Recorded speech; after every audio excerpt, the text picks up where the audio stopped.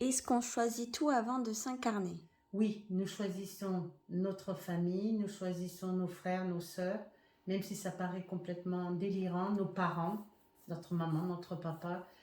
Et puisque nous C'est pas devons... comme la chanson? Ouais, c'est pas comme la chanson, on choisit pas ses parents, on choisit pas sa famille. Ben si, on choisit justement. Et c'est ce qu'on appelle, retrouver aussi ce qu'on appelle les fameuses familles d'âme. Dans les familles d'âme, nous retrouvons des frères, des sœurs, des pères, les mères, qui peut être dans une prochaine incarnation votre fille ou votre sœur ou votre tante, etc., etc. Donc les familles d'âme, c'est celles avec lesquelles On se on retrouve, se retrouve. bien sûr. Que soit on a des dettes karmiques à régler ou Soit on pas. a des dettes karmiques et avec lesquelles nous devons avancer quand on se réincarne dans la future nouvelle vie. Donc ça veut dire que ta mère peut être ta sœur ou ton mari. Exactement. Et qu'est-ce qu'une flamme jumelle?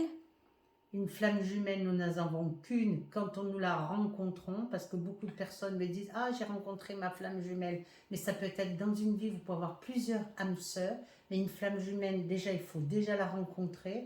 Et on se reconnaît, c'est exactement vivre les mêmes choses en même temps, aux mêmes heures, les mêmes pensées, Enfin, etc. non, c'est surtout, ce n'est pas difficile avec une flamme Ce jumelle. n'est pas difficile. Et c'est un karma qui est plutôt en principe positif et pas négatif. Et mais tout le monde n'en a pas une. Et tout le monde n'en a pas une. Et qu'est-ce qu'une âme sœur? Une âme sœur, comme je le disais tout à l'heure, nous pouvons avoir plusieurs âmes sœurs dans une incarnation où nous allons faire ce qu'on appelle des contrats de vie, 5 ans, 10 ans.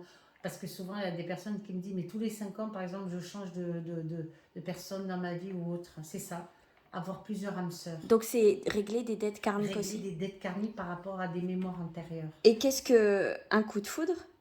Un coup de foudre, c'est reconnaître quelqu'un. C'est dire, je le reconnais ou je te connais, toi, ou je vous ai déjà vu quelque part. C'est cette sensation de reconnaissance. Comme je l'expliquais déjà dans une ancienne vidéo, que dans une rencontre karmique, il y en a toujours un qui reconnaît l'autre avant l'autre. Donc un coup de foudre, c'est en fait Une connexion une mémoire d'âme. une mémoire antérieure qui sera